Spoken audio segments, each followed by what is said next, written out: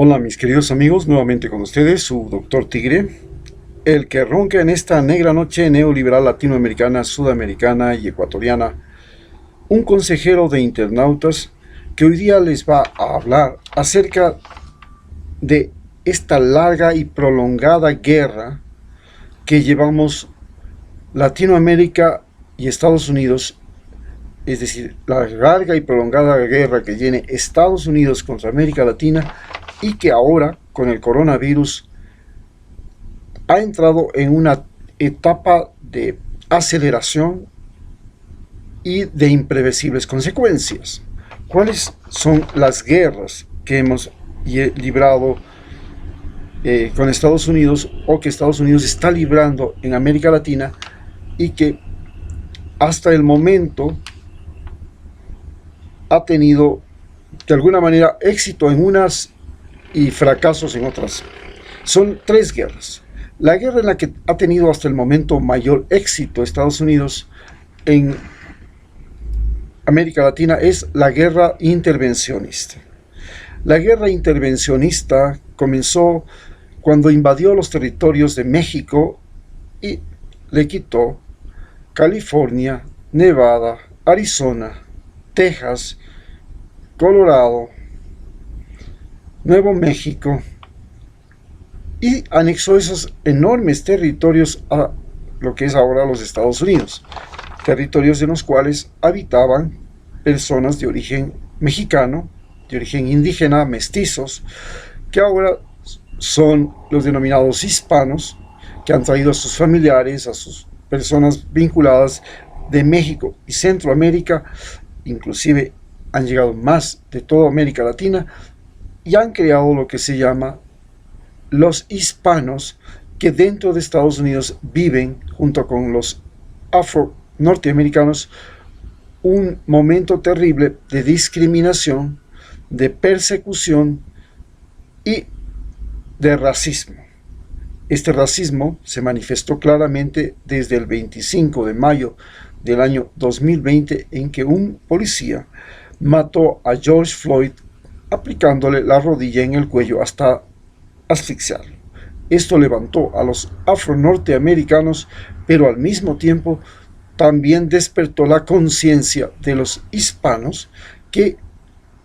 no solamente habían sufrido eso, sino que fueron asesinados en Walmart, en El Paso, Texas, niños que han sido violados y han muerto en las prisiones que tienen en la frontera, donde separan a los padres y los niños, los devuelven a los padres a su país y los niños quedan como víctimas del tráfico humano que existe en esa frontera. Por supuesto, la segunda guerra que tenemos al frente es la denominada, dentro de las guerras intervencionistas de Estados Unidos, pues son famosas las guerras intervencionistas en Nicaragua, donde inclusive entró el ejército norteamericano a imponer dictadores, como el caso de Somoza; la guerra intervencionista en la independencia de Cuba, donde terminaron colocando a un dictador que es Batista; guerras intervencionistas como la de Honduras, donde terminaron poniendo presidentes; guerras intervencionistas como la de Chile, donde pusieron a Pinochet; guerras intervencionistas como la de Argentina, donde pusieron a Vileda, dictadores; y guerras intervencionistas donde impusieron dictadores en Uruguay, Brasil, Paraguay con Stroessner, Bolivia, y por supuesto estamos viviendo nosotros una guerra intervencionista en Ecuador, en la que Lenín Moreno ha entregado 2 bases militares al gobierno norteamericano para que los soldados norteamericanos que ahora están visitando Ecuador periódicamente, cada 15 días se renuevan los soldados norteamericanos, los sostengan y al mismo tiempo ejerzan un control sobre el ejército ecuatoriano, que ha sido un ejército que en la historia de Ecuador ha sido el principal agente de cambio cuando los gobiernos no han estado con el consenso popular. Así pues, en el caso de los últimos gobiernos que hemos tenido desde 1979, en que terminaron los periodos de las dictaduras por una década y pasamos a lo que se llama el periodo electoral,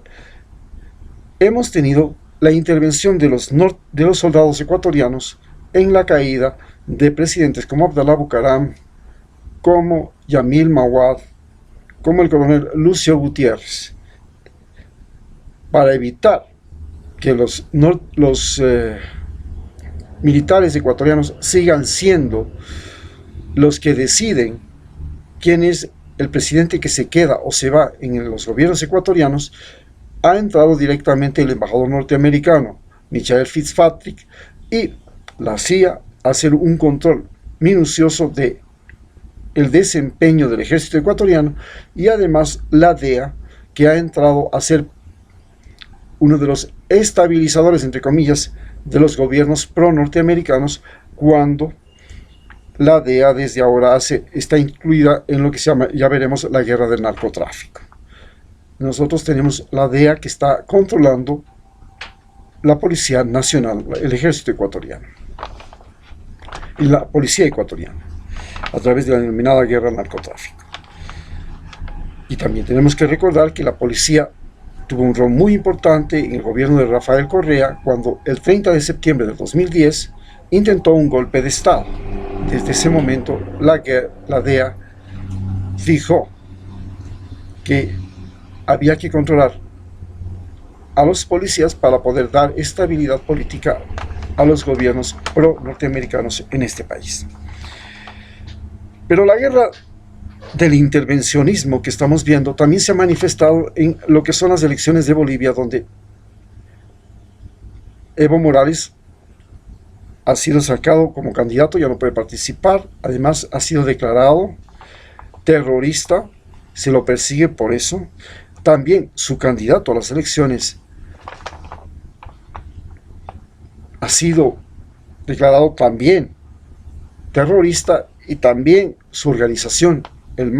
partido político más grande de Bolivia, y todos ellos con el fin de que no participen en las próximas elecciones. Ya anteriormente se dio lo mismo en Brasil, donde a Lula lo metieron a la cárcel con el fin de que no compita con Bolsonaro, y las elecciones se las regalaron a Bolsonaro. Este ha sido algunos de los esquemas que Estados Unidos ha utilizado desde prácticamente finales del siglo XIX hasta el siglo XXI, en el que estamos viviendo el intervencionismo de los Estados Unidos por prácticamente 150 años. La segunda guerra que se está librando en este momento comenzó en los años 80 y es la guerra del narcotráfico. Esta guerra del narcotráfico que se libra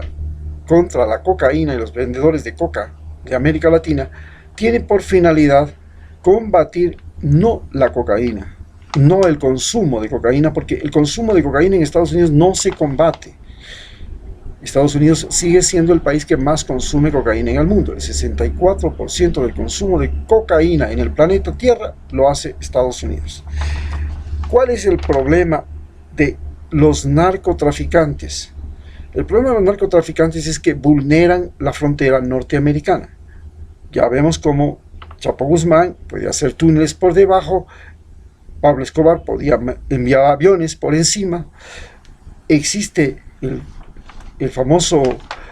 Gerald, el Pablo Escobar ecuatoriano, que vulneraba las fronteras y que ahora está preso en Estados Unidos porque corría por el mar con unas llamadas Go Fast. Es decir, el problema de los narcotraficantes es que vulneran y permeabilizan las fronteras norteamericanas, y al hacer eso le convierten a Estados Unidos en un país susceptible de cualquier invasión, y ellos se han convertido prácticamente en los estrategas, los genios que pueden perforar la gran muralla de Trump. Si pudiéramos comparar, podríamos decir que estos son los estrategas que en el tiempo de los mongoles pudieron vulnerar la gran muralla china. Así pues, estamos viviendo la guerra del narcotráfico, que además les permite a Estados Unidos el control de los ejércitos en América Latina. Así, con el pretexto de la guerra del narcotráfico, tienen el control del ejército colombiano, del ejército ecuatoriano, del ejército peruano, del ejército, todavía no tienen el control del ejército mexicano, pero tienen el control del ejército de Honduras, el control del ejército de Guatemala y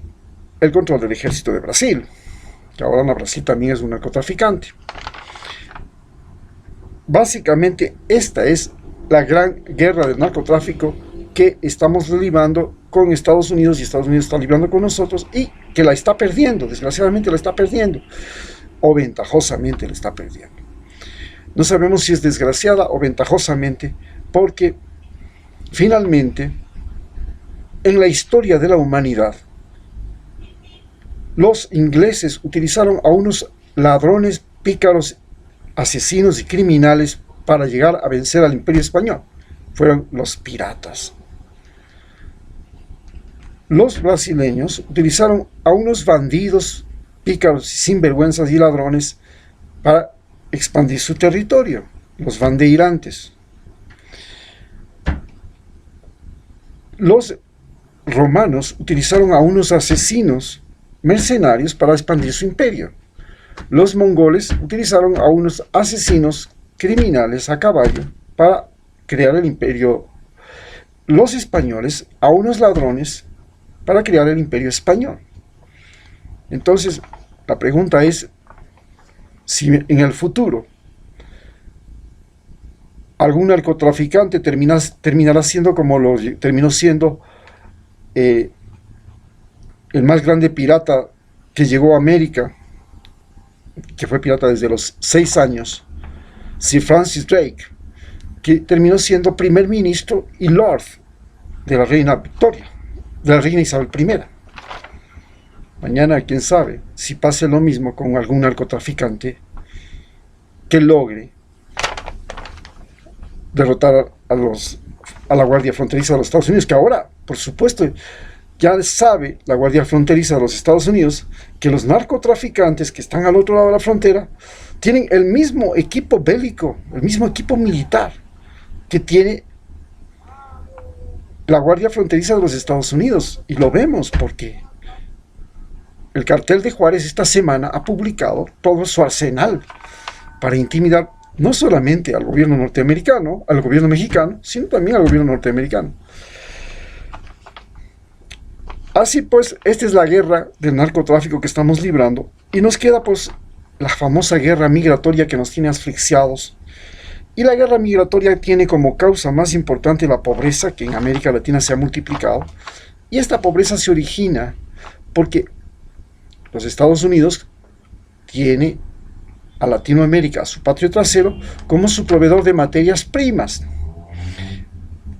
y además también como proveedor de mano de obra barata. Como proveedor de materias primas les hemos dado petróleo, les damos cobre, petróleo de México, de Venezuela, cobre de Chile, les hemos dado carne, trigo de Argentina o de Uruguay, les hemos dado caucho de Perú, de Brasil, les hemos dado petróleo de Ecuador, les hemos dado oro del Perú. Bueno, hemos provisto de materias primas a Estados Unidos en lo que han querido, y para eso ha utilizado inclusive transnacionales como la United Fruit, que llegó a apropiarse de Cuba, de Centroamérica, y a obtener productos con muy malos salarios, para que los vendía muy caros en Estados Unidos y en Europa, y que han sido las grandes ganancias. Esto de pagar malos salarios y de pagar mal por sus productos latinoamericanos, las materias primas, ha sido la clave para que en América Latina se dé lo que se llama la desigualdad social. Es el continente con más desigualdad social. Existen multimillonarios que a su vez tienen mansiones en Estados Unidos, venden en la bolsa de valores, tienen cuentas en bancos de los Estados Unidos, y al mismo tiempo son los grandes señores en América Latina. Estos que son los explotadores, las garras del águila norteamericana, que son estos ricochones que tenemos en América Latina, hoy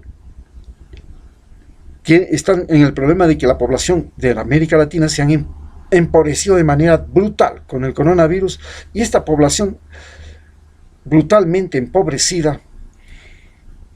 ya no es solamente la clase baja, ya no son los campesinos, ahora son clase media. Y estamos hablando de que la clase media de América Latina es gente que sabe leer, gente que sabe escribir, gente que habla 2 idiomas, que tiene título universitario, que tiene PhD, que está en la calle. Ya no son tontos, que además manejan computadoras, internet, celulares, vehículos, también saben manejar armas y por supuesto saben pensar, saben razonar, han estudiado en los países, han estudiado en Estados Unidos precisamente, y ahora llegan acá y están desocupados. Y entonces, ¿qué van a hacer? Conocen al enemigo, le conocen desde las entrañas, y ahora son aquellos que se están metiendo por debajo de los túneles, buscando cualquier mecanismo para llegar a Estados Unidos, tener trabajo y finalmente convertirse, por las buenas o por las malas, en invasores. Así, América Latina se ha convertido en un invasor de los Estados Unidos porque ya pasan a ser el 32% en las próximas elecciones y tienen la perspectiva de seguir aumentando más que ningún otro grupo de color y más que los blancos, con la posibilidad de que a las siguientes elecciones el 50% de los votantes, ya sean o afro, se dividan entre la mayoría hispanos y la segunda mayoría afro norteamericanos. Gran peligro, gran problema, porque la guerra, esta migratoria que no la pueden detener ni con el muro, ni con nada, porque es una guerra producto de la pobreza, de la explotación, y ahora acelerada, por supuesto, enormemente con el coronavirus, está moviendo masas humanas hacia Estados Unidos y, por consecuencia, por evidente consecuencia, lo que se viene es que muy probablemente Estados Unidos llegue a tener un presidente hispano, que Estados Unidos tenga que eliminar las visas, tenga que eliminar todo ese muro, tiene que borrar ese muro y que haya libre tránsito de personas y mercancías desde Estados Unidos a América Latina. Para, por ejemplo, vencer la guerra a la cocaína, las cosas más simples que se podía hacer y que pudieron haber hecho siempre era hacer lo que hicieron con la marihuana y con lo que hicieron con el alcohol. Legalizaron la marihuana, legalizaron el alcohol y ahora ya no es negocio vender marihuana en Estados Unidos. Es más, Estados Unidos vende al mundo marihuana. Si hacen lo mismo con la cocaína, ¿dónde está el negocio para los narcotraficantes? No existe, pero se necesita mantenerla ilegal a la cocaína, no porque los Estados Unidos, los norteamericanos, sean perjudicados por el uso de la cocaína, porque tienen drogas mucho peores que esa. Todos lo que se llaman opiáceos, que son ahora la primera causa de muerte en ese país, y que son fabricadas en Estados Unidos, por las casas farmacéuticas norteamericanas. Y, sin embargo, siendo que la cocaína no es una droga que mata más gente en Estados Unidos que otras, ¿por qué no la legalizan? Porque sencillamente, mientras sea ilegal la cocaína, se tiene el control de los ejércitos latinoamericanos. Esa es la simple razón. Entonces llevamos el problema de que la gran migración obliga a que la solución para evitar la migración es muy simple. Paguen mejor por las materias primas, con lo cual, por supuesto, nosotros estaremos encantados de venderles a los norteamericanos y no a los chinos, no a los rusos, no a los europeos, porque los norteamericanos pagan mejor. Pero como los norteamericanos pagan muy mal por nuestras materias primas, bueno, los chinos nos pagan mejor, entonces ¿qué se lleva China? Pues qué problema, qué discusión hay. En segundo lugar, los salarios. ¿Por qué no tenemos el mismo salario por el mismo trabajo en Estados Unidos y en América Latina? Si un ingeniero, un científico, un biólogo norteamericano pudiera trabajar en América Latina con el mismo salario, y un ecuatoriano también pudiera trabajar en su país con el mismo salario que un norteamericano, ¿para qué me voy a ir a Estados Unidos? Y los norteamericanos dirán, ¿para qué me quedo en Estados Unidos? Si en Estados Unidos el clima es feo, hay violencia racial, ¿para qué me quedo aquí? La gente no es amable. Esta es la situación y estas son las guerras que estamos viviendo, y en base a esa guerra es lo que se viene en las próximas elecciones en América Latina, las elecciones de Perú y de Ecuador, donde ya hemos visto que Estados Unidos directamente ha metido mano, y al meter mano lo ha hecho a través del aparato judicial, y al meterle mano a través del aparato judicial ha conseguido que lo más injusto, lo más ilegal, lo más inseguro que existe en América Latina sea la justicia, porque la justicia en América Latina es la fuente principal de la corrupción, y la justicia en América Latina está directamente manipulada por Mike Pompeo y la Secretaría de Estado de los Estados Unidos. Muchas gracias.